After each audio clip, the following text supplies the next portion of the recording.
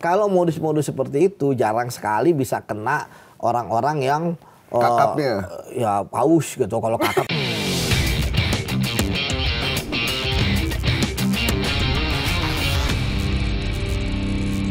Haji hilang, Wus datang.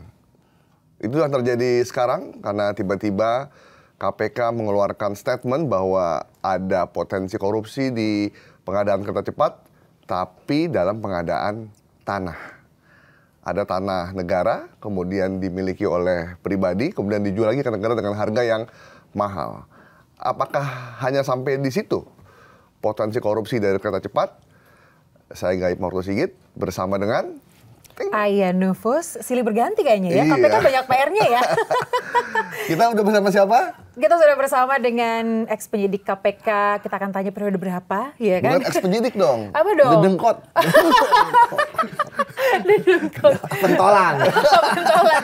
Mas Yudi Purnomo, terima kasih sudah hadir di Bikin Terang. Apakah kita akan bikin terang atau akan semakin gelap? Waduh, kita redup aja lah. Atau mau remang-remang. Remang-remang ya? Film paku dong.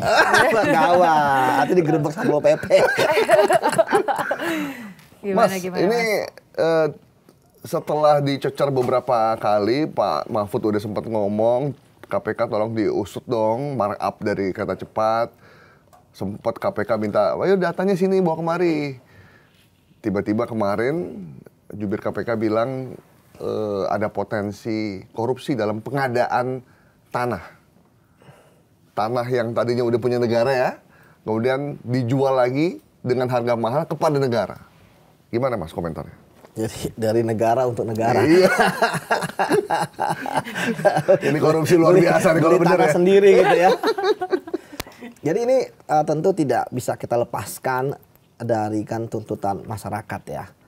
Yang ingin bahwa masyarakat senang dengan adanya WUS, tapi tentu korupsi juga harus diberantas dong kalau ada korupsi. Bahkan Pak Presiden juga menyampaikan ketika di Tanah Abang ya, bahwa kalau untuk hutang dan sebagainya ya beliau tanggung jawab ya, alias pasang badan. Ya, tetapi kemudian kan kalau korupsinya tentu harus ditindaklanjuti.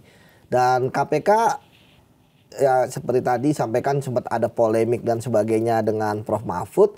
Tapi pada kenyataannya kan ternyata KPK sudah jauh sebelum terjadinya polemik ini. Ternyata. Yang dimulai dari statement Pak Purbaya yang mengatakan bahwa tidak mau membayar hutang dari APBN, yang membuat kita semua tersentak. Loh, katanya dulu bisnis to bisnis, ya kan? Yang kemudian itulah yang mengubah ya persetujuan dari skemanya Jepang yang ingin ada APBN sebagai penjamin. Dengan skemanya Cina. Ya, yang tidak perlu ada APBN. Sehingga Cina dipilih. Sehingga Cina dipilih. Yang kemudian KPK selanjutnya melakukan penyelidikan. Ya kita tahu sebenarnya kalau KPK sudah penyelidikan agak sedikit serius. Oh gitu ya? Iya, ya, karena kan kalau enggak kan di pengaduan masyarakat itu udah nggak akan masuk ke KPK. Artinya KPK sudah menduga adanya tindak pidana korupsi dan penyelenggara negaranya ada. Gitu ya.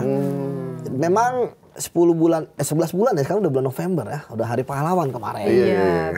Tapi kita nggak akan bicarakan yang pahlawan kan ya, agak pinggir jurang juga soalnya, ya kan. Nah, jadi kembali lagi ya udah 11 bulan, tentu kan akan banyak yang istilahnya didapatkan oleh KPK ya, entah itu mungkin keterangan dari calon saksi, keterangan dari ahli ataupun dokumen dan lain sebagainya. Memang dalam penyelidikan ini kan kita biasanya babat alas. Gimana, artinya babat itu? alas itu ini kayak hutan belantara, ya kan, kita coba untuk membabatnya sehingga bisa kelihatan ya mana yang tindak pidana atau bukan.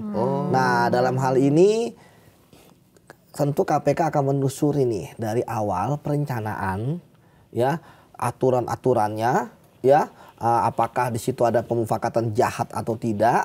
Kemudian proses pengadaannya, dan yang terakhir hasilnya. Ini kan saya melihat ada beberapa hal yang secara logika agak janggal, yang memang harus ditelusuri. Pertama terkait dengan perubahan skema dari Jepang ke Cina. Yaitu tentu harus dicek ya, diverifikasi oleh oleh KPK dalam penyelidikan ini. Adjustment-nya apa gitu sehingga Ya, memilih itu? tentu kan semuanya ada namanya BJR, Business Judgment Rule, ya kan? Ya, artinya boleh lu milih manapun, tapi harus ada dasar hukum, rasionalitas dan pertimbangannya. Kemudian yang kedua, ya terkait karena tadi yang pertama ini kan ada hubungannya dengan sekarang. Kok sekarang jadi ramai ada APBN, ya kan? Padahal dulu nggak ada jaminan, ya kan? Tentu termasuk bunga, ya kan? Tentu pasti akan telusuri ini bunganya murah mana dan sebagainya. Tentu akan telusuri lah. Kemudian prosesnya, dalam prosesnya kan ada banyak tuh komponen. Ada pengadaan lahannya, ada pembelian keretanya, ada pembangunan relnya, ada pembangunan stasiunnya, ada pembangunan pekerjanya, ada lain sebagainya lah, ya kan? Kemudian ini kan tentu kan ada uang yang dibayarkan. Kemudian yang ketiga terkait dengan pembengkakan. Mengapa terjadi pembengkakan? Pembengkakan hal yang biasa. Tetapi apakah rasional ketika misalnya berkali-kali lipat, ya kan? Atau kemudian jumlahnya terlalu besar? Itu pasti akan telusuri oleh KPK. Dan yang terakhir adalah outputnya. Ya saat ini kan dulu mempunyai keyakinan ya bahwa ini akan untung, bahkan ada studi ya kalau nggak salah 70.000 ya, sekarang kan enggak. Nah sekarang antara produksinya aja pendapatan aja itu kurang dari penerimaan, ya kan, artinya kan minus. Jadi jangan kan kalau kita berhutang misalnya ke Bank Mawar misalnya, Bank Mawar, Bank Mekar Bank Mekar ya kan. Aku jadi mikir Bank Mawar. Bank Mekar, ya kan. Itu kan kita tentu kan ketika kita meminjam, kita pendapatan tiap bulan harus lebih dong, jadi supaya bisa membayarkan kan. Nah kemudian ya ini aja tekor, gimana membayar utang. Nah siapa yang akan membantu orang membayar selisihnya aja harus pakai uang KCIC gitu. Nah, jadi itu semua pasti ditelusuri dan akhirnya KPK sampai saat ini kita ngomongnya statement mereka dong. Ya kan saya juga nggak tahu di dalam kayak apa kan. Di dalam KPK saya nggak paham gitu. Tapi memangnya beda dari zamannya Bang Yudi sampai hari ini? Sebenarnya sama kalau penyidikan. Yang kita ini kan bahwa KPK kan baru menyatakan bahwa ada markup dan kemudian terkait dengan tadi pengadaan lahan yang tanah negara dibeli oleh negara. Baru sampai sebatas itu. Tapi channel ada dong di dalam yang bisa tanya-tanya. Saya nggak punya tas channel. Beda lagi. Oh, beda. Enggak lah, nggak boleh. Ya kan mereka bebas. Ya kan profesional. Kita kan hanya menganalisis berdasarkan pemberitaan saja. Kalau KPK sudah mengatakan bahwa ada potensi adanya kerugian negara dari pengadaan lahan, pembelian tanah, arti itu KPK udah melakukan banyak hal tuh sebelumnya sampai ada kesimpulan itu. Oh banyak dong. Berarti iya, ya. Tadi kan saya bilang kan 11 bulan itu kan nggak pendek, itu kan panjang ya kan. Kalau misalnya hari kerja aja udah berapa itu kan. Artinya tentu saya pikir KPK sudah mendapatkan. Nah tapi bisa jadi KPK ingin seperti makan bubur ya. Gimana dari tuh makan bubur? Bubur panas kan pinggirnya dulu. Kalau saya sih makan bubur diaduk. Aduh, biasanya nggak diaduk. Nggak diaduk lah, nggak berasa. Jadi kayak bubur bayi kalau diaduk. Saya kan bayi. Kalau diaduk kan rasanya kan, wah ini asin, ini manis kan beda. Ya, betul, berarti Mas suka kejutan. Oh iya. Ya kan. Kalau dia emang ini baby boomers ya kan, emang maunya semua tertata rapi kan, makan yang itu kayak ada kecapnya dulu, kan ada kacangnya dulu. Ada kacangnya dulu. Nah, enggak usah itu KPK gitu. Artinya jadi lapar. Jadi istilahnya KPK pinggir dulu baru kemudian ke tengah. Tapi ya kita berharap bahwa KPK bukan orang yang terpaksa makan bubur gitu kan. Dan yang penting ada dulu gitu kan. Artinya kalau melihat bahwa kasus yang akan utama KPK naikkan ke penyidikan ya, kalau naik ya, saya pikir pasti akan naik lah gitu kan, karena tekanan publik kan begitu kuat.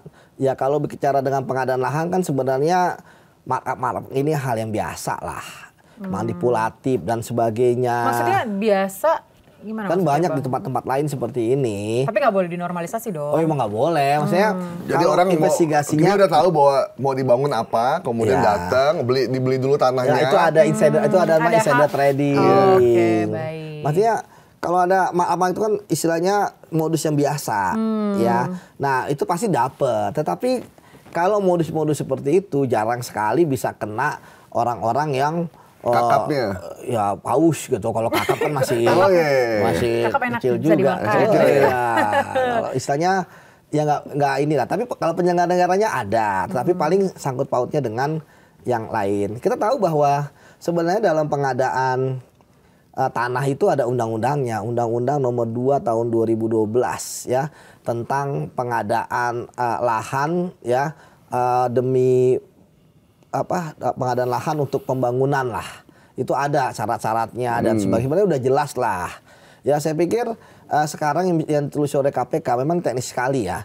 Tentu akan melihat suasana kebatinan saat itu. Misalnya kan kalau kita pernah naik bus kan, kalau nggak di jalan tol ya kan, kalau nggak jarang yang lihat pemukiman lah. Iya. Terowongan, jalan tol, Bukit-bukit ya. bukit, kebun kiri kanan. Iya.